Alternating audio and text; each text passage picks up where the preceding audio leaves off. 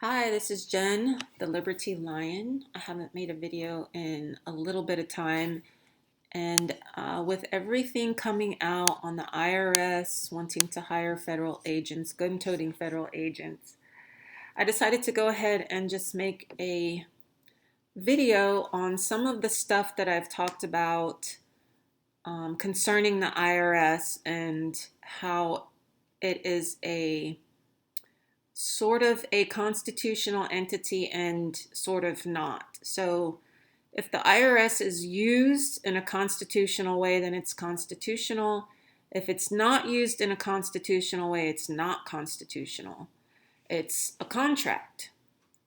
The federal government has no authority off federal lands. I think I've made that clear in pretty much all of my videos.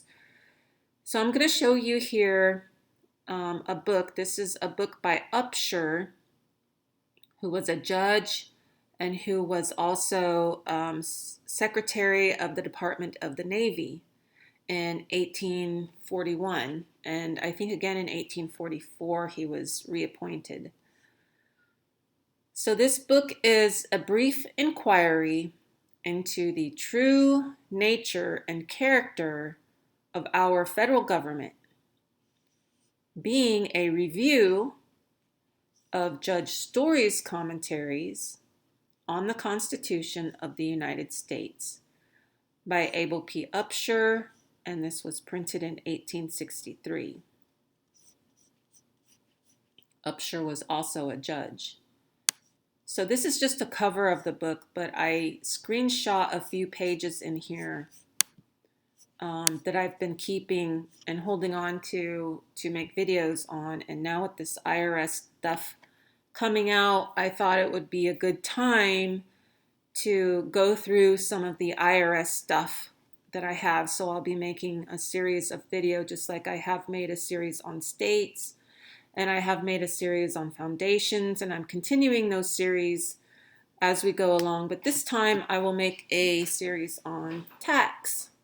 And that way, if you're looking for any video that I have on tax, you can simply go through the list of videos and look for the first word being tax. So this book is found online, probably at archive.org. I've noticed that sometimes I go back and look for books and they're not there. I try to repost when I notice that, but I don't go through and search all the books that I think they need to have all the time. So if you search archive.org and you happen to not find this book, let me know and I will repost it on there. So Abel Upshur is saying in here, Congress were allowed to issue bills of credit because that's in the Constitution, but they could not make them a legal tender. And this is why they had to establish a Federal Reserve Bank, which has a public but also a private quasi relationship to the federal government and the people. So as a private corporation, it can contract with people not in government, and as a public corporation, it can contract with the government. So the reason why the fiat money that we use, or the fiat currency that we use, is not constitutional is because debt or credit according to the Constitution could not be made legal tender. Now legal, as we've seen, means fictional, and tender means to hold your hand out. So like nowadays, tender would be like a handshake when you make a deal with someone, or if someone's begging and they hold their hand out and they're asking for something, they're pleading, or a child holding their hand out to the parent in hopes of receiving something, or a contract that you make with someone is tender. And it is related to the word of tender heart, or of kindness, or tender age. Okay, so it is kind of related to that. And we've gone over how a lot of words that are used in the legal fictional system come from its original, most basic meaning having something to do with something in nature, like court originally was a garden, and the animals in the garden would court each other. Like the birds would ruffle their feathers and shake them around to try to get attention from a female in hopes of courting her or making babies with her. So that word has then been used and has been altered over time to include a place where attorneys go and rub their bills together in hopes of hooking money from people. And they use a judge to help them do that. And that's just one way of, a funny little way I use to describe courts nowadays. So courts are like two attorneys who are birds that go into the court to rub their money or their bills together. So it continues, nor punish for the counterfeiter of them. So the federal government couldn't make money out of credit and call it legal tender or fictional money. And it couldn't, then because it couldn't do that, it couldn't punish the counterfeiters. So the federal government can't punish the Federal Reserve Bank because it has no right to punish counterfeiters.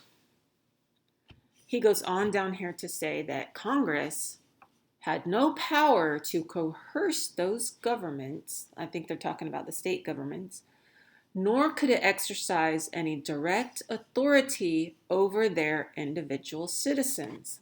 So this book was written in 1863. This is on the cusp of the Civil War, in which Lincoln then changed the entire perception of what a federal government was. He basically used the military to take over the states, making them dependents of the federal government instead of the states being independent of the federal government and being the arcing power over the federal government. So Lincoln was able to suppress the states and bring them in under his power, under the presidency and under the federal government's control, in which then it was easier for them to institute banks and then put these banks inside the states to control the money and the people. And they used this IRS system basically as a means of control over people. So we saw in Black's Law Dictionary, which is a dictionary, the dictionaries that are kept in all the legal libraries, any legal library you go into, federal or state or county, they use Black's Law. And Black's Law states that the federal government doesn't have, as its defined term, does not have authority over the individual citizens of the states. And it actually doesn't have authority over the states. It only has authority on the federal lands that the states granted to the federal government to exercise some military jurisdiction. And some states even retained at least some of their rights over those military lands, which we call posts. Okay? Eisenhower called them islands in the states. So they're little islands with their own jurisdiction and their own laws governed by the seat of government. So the easiest way I can help people understand this is if you watch the show The Walking Dead, which millions and millions and millions of people have and do, you saw one group of people who had a compound or a community here or there, but then you had Negan, like the enemy of the people just trying to live their lives. He was trying to come into their lives and take over like the IRS does us. They try to come into our lives and take over and rule over us and take our property and tell us, we have to pay taxes and all this kind of stuff. So what he did was he had a main compound, which was this dying, dirty, dingy, damp warehouse where he kept all the women to himself. And if you got out of line, he would take something and burn your face or throw you in the fire, throw you in an oven and burn you up if you didn't play by his rules or you started stepping out of line. Reminds you of our government nowadays, right? Only the way they do it in movies and shows is just a little bit more dramatic. He had these outposts, right? And they were called outposts, that one group of people went in and killed a bunch of people from an outpost. So it made Negan mad. And he started going after all these people that just wanted to be left alone. So this is what the federal government did. They had a seat, which is in Washington, D.C., and then they had these outposts, these military posts, and that's really all they have. They don't really have anything else. And for them to say that they can regulate the commerce between the states, I believe was only in connection with their ability to,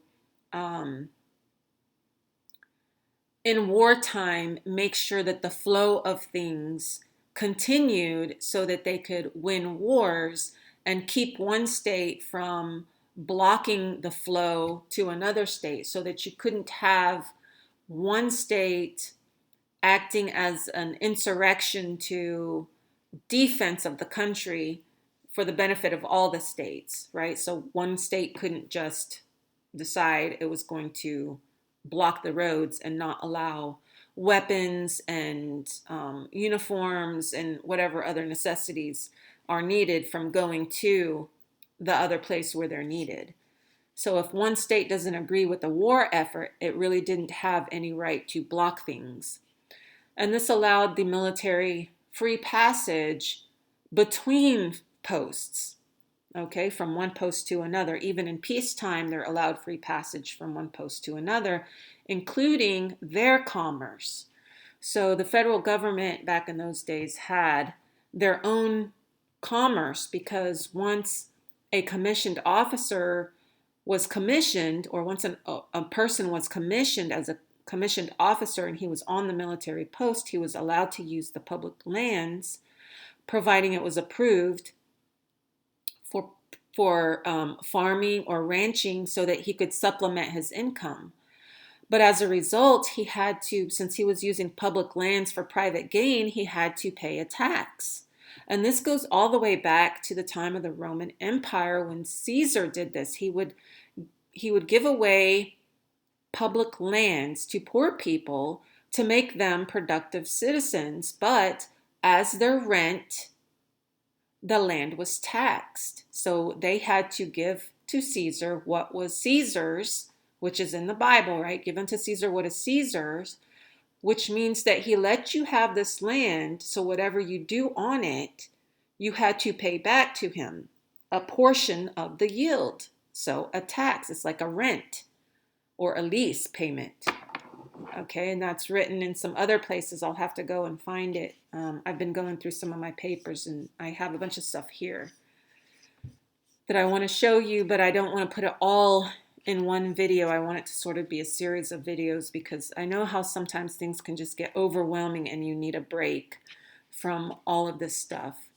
So let's look at this really quick again. Congress were allowed to issue bills of credit, but they could not make them a legal tender or a fictional money, nor punish the counterfeiter of them. So in the Constitution, the lawful money is gold and silver, because there's a difference between lawful money and legal tender. Legal things are fiction. They have no basis in reality. It's like adoption. When you have a child that's not your natural child, it's not your blood child, but you want everyone to act as though he is, and you want him to be treated as if he is. You do a legal adoption or legal adoption to make something not legal or not real, not natural, appear as though it is natural, but it's not. And it never can be, and it never will be. That child will never be your natural child. He can only be a legal child. Okay, so in the eyes of the community, he's supposed to be treated that way. So money, this currency that they issue, this fake money, is supposed to be treated as though it's real because it's legal, but Congress couldn't make it legal, so the Federal Reserve apparently had to make it legal. And they've done all kinds of stuff since then, and you can read through the congressional records and the debates and all these things, and year to year to year, session to session, it's somebody's saying something else and they're doing something else, and they're you can really see it. They're trying to make something not as if it is. They're trying to make something impossible as if it's possible. They're trying to make something natural unnatural. And they're trying to make it appear as though they have authority to do it and that it's in harmony with what is natural, or it's in harmony with what the Constitution says, when really it's not. It's just been over years and years and years, gone through time, and through time people just slowly accept things. Okay? And that's just human nature. We can't blame ourselves for the evils that other people do. We just have to be knowledgeable and not be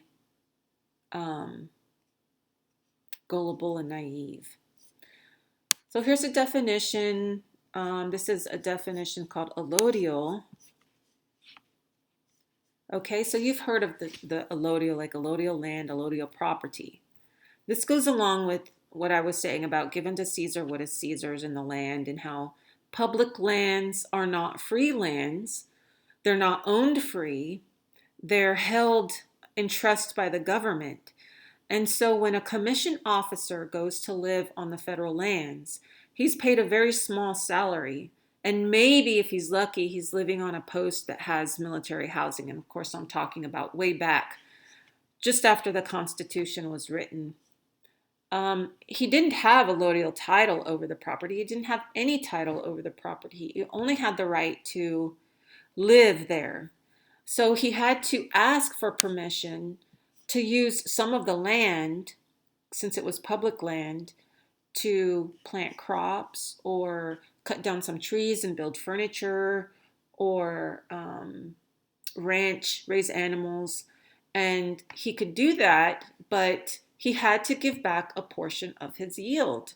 So whatever he sold or whatever he made on that land, he had to give some back to the government. This was the tax.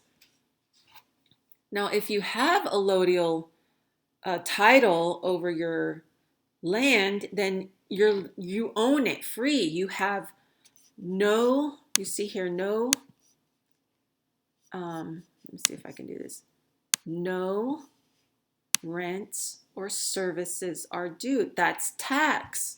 There's no tax. So why is it that when you pay off your home, the home that you've lived in for 30 years and you pay, or 15 or whatever, and you pay it off, you're still expected to pay tax? And if you don't, they kick you out of your home that you have paid off. It's because you don't have a allodial title. You don't really own it. You just possess it. Because you have a fictional title. You have a legal title. And so they claim, the federal government claims, that they own everything through their IRS established, the IRS office. There is an IRS office in the Federal Reserve Bank in, not in New York, Manhattan Island, I think. You'll have to double check on that. So if they have legal, if they have the title and you're only having legal title, then you're only having rights of possession, which means you still have to rent your property by paying the taxes. And if you don't pay the taxes, they come take it back from you. You have possession, not ownership. They make it look like you have ownership, and that's all part of their game.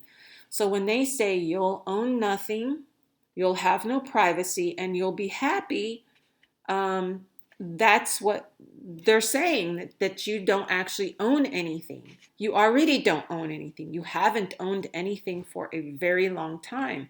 That's why you have to end the Federal Reserve Bank, because the Federal Reserve Bank owns, through their public or private entity, their private IRS entity, they own everything, because we all go through banks that are like outposts of the state bank, the state Federal Reserve Bank, which is an outpost of the main Federal Reserve Bank. And I think that's the one in New York. And you have to pay taxes. And if you don't pay taxes, they come take it back from you. So how do you own it? And if you don't pay taxes, someone else can take it.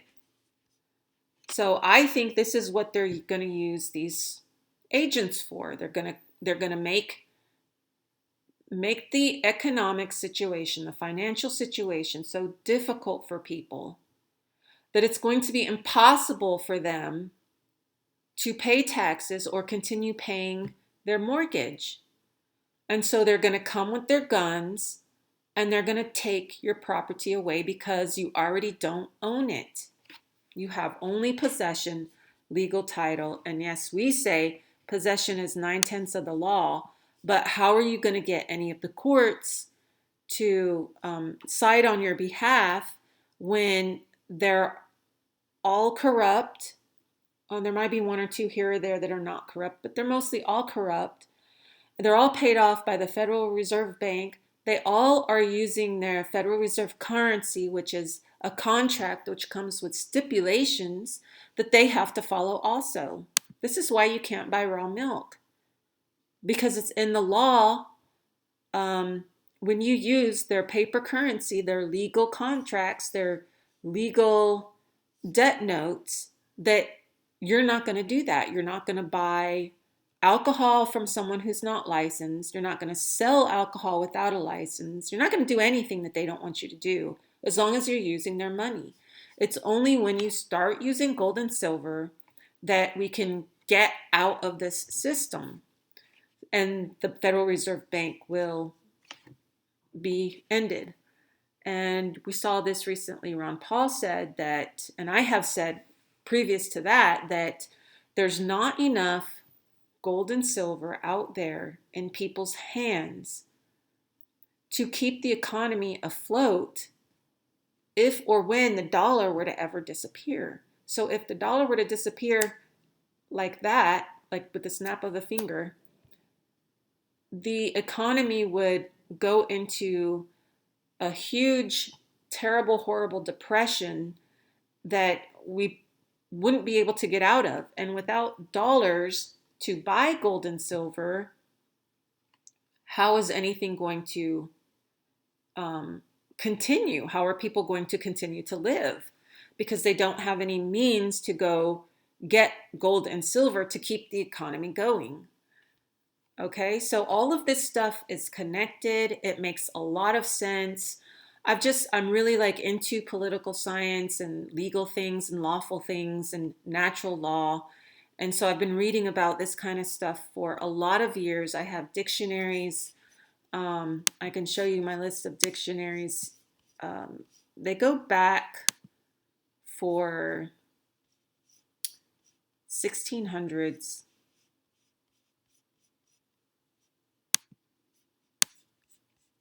And so I just have tons and tons of dictionaries, encyclopedias, and I do have the dictionary somewhere, or the encyclopedia screenshot somewhere of when they talked about taxes in relation to Caesar and verse in the Bible, give unto Caesar what is Caesar's. And for example, the Jehovah Witnesses will say that that means everybody has to pay a tax, but that is not what Caesar did. Caesar did not make everybody pay a tax. Caesar was saying that if I give you something and we have a deal and you're supposed to pay me some back because I gave you as your rent or your lease payment or your tax, a portion of your yield, then you should give back to me. We had a deal. So give unto Caesar what is Caesar's meant. When we have a deal, when we have a contract, you're going to hold up your end and I'm going to hold up mine. You're still on the property making money and you're not paying me. And I'll have to find that and I will definitely show it to you guys. And hopefully I kept the source so that anybody who wants to go out and look for it can find it. I believe it was an encyclopedia I found at happytrust.org, but I can't recall for sure. So there we have this little information on taxes and allodial title, how the federal government has no right to the people off the federal lands or the individual citizens of the states. They have no right over them, so they had to create this quasi-public-private entity that we know of as the Federal Reserve Bank so that the federal government could use the Federal Reserve Bank as its middleman outside the Constitution to do all of its tyrannical acts so they can claim that they haven't done anything wrong when in fact they are basically stealing the nation. And in my opinion, none of them even qualify to be in those positions. As you know, if you've been around watching my channel for a while, that I believe the, quote, citizen of the United States in the Constitution is someone who's been in the military and has had a commission for 7, 9, or 14 years, respectively, according to the position, and that nobody in Congress has that. I don't recall if Allen West is still in Congress or not. If he is, then he's probably the only person that actually qualifies for the position. Senator was a senior officer, and that's why they had 9 years. And they are the ones that are supposed to be advisors to the president. Okay, so more to come on tax. If you want to know about tax, look for videos that have tax in front. This will be the first one. More to come. Like, share, subscribe. Please post a comment. Of course, as always, YouTube is trying their best to silence me. And I will also be posting on Rumble. So if you have Rumble, I'll also be over there. Have a great day, and I'll see you guys later.